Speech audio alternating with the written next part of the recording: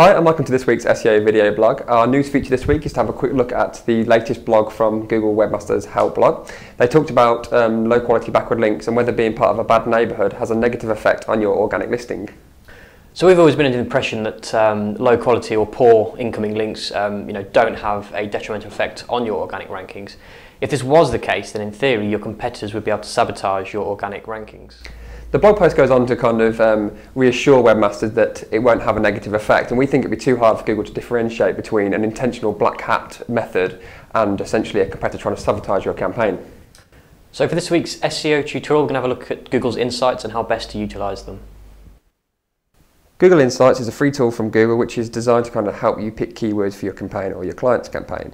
So you can find it at google.com/insights/search. And if you've ever used kind of Google Trends or the keyword tool, it kind of uses all this information to generate various different pieces of data. So you can change the location first of all, so you can change it from worldwide to UK, which we'll do because obviously we're in the UK. You can then further refine that for the countries within the UK. You can change the time scale. From the last 12 months, the previous years, or you can leave it to 2004 to present. Now, if you leave it on this setting, it actually shows you a prediction for 2010 as well, which is quite good.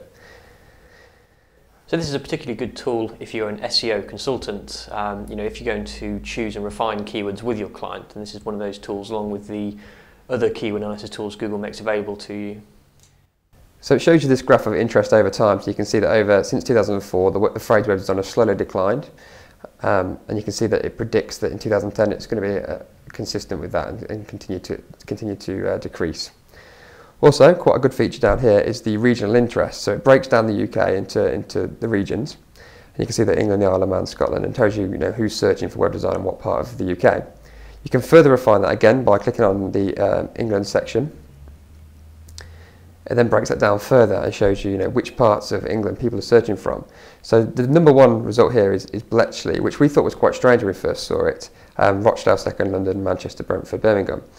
After we did a bit of investigation, BT have actually got a data centre in Bletchley. So if your internet service provider is BT and you're querying web design, we think that that's where Google's getting its information from.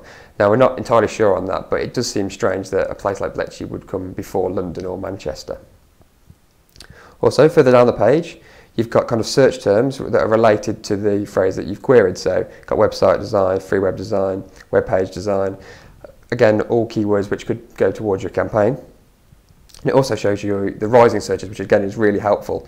So, if you are thinking about what phrases might work in the future, it's telling here that Web 2.0 design over the last couple of years has risen in search volume. This week's showcase piece is a text replacement called Kufon, which is a bit like Cifra, but it's a JavaScript version.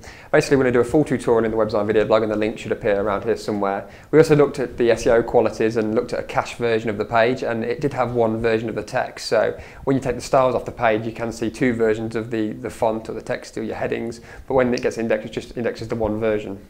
We've also had a question emailed to us this week from John Franks of johnfrankswebdesign.com.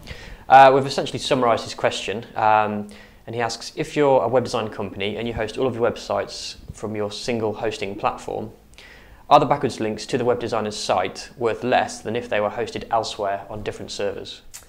Well, in our opinion, the short answer is yes, but you've got to think how commercially viable it is. If you've got 100 clients and you set up 100 hosting accounts, it's going to be more expensive for your client and for yourself, so it's probably not that viable to do that. We do think that having websites hosted from different IP addresses, the link juice is a little bit more than if it was all on the same IP. Okay, so thanks for watching. If you have any questions or comments to add to anything we've discussed today, please leave them on the YouTube channel or on our blog post. Thanks for watching.